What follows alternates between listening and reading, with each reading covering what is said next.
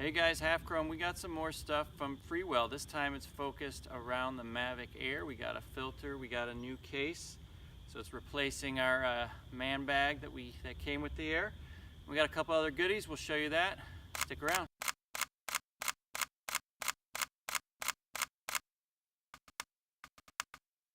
Alright, so what's kind of nice about this case, super durable. It's going to give you a little more protection than the bag that comes with the Mavic Air. It's really hard, and you can fit a few more things in there as well.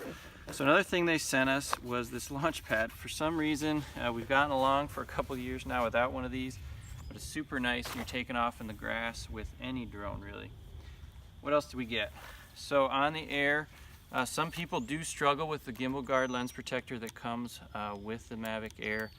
We don't really struggle with it. This one is a little easier to get on and off. Would I go and buy this?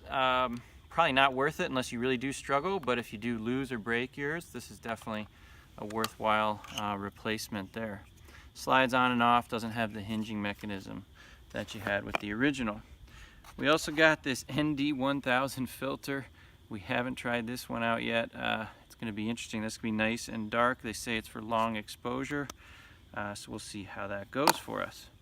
Inside the case you could see your multi-up charger goes there underneath your quad, and everything else fits nicely and has room for 4 batteries. We use some of that space for our cables and other accessories.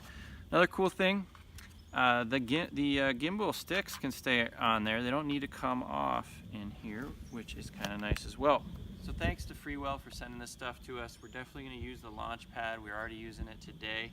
The gimbal guard, we've replaced our original and we're using this instead of our man bag. So let's get this guy up in the air. We'll see you next time.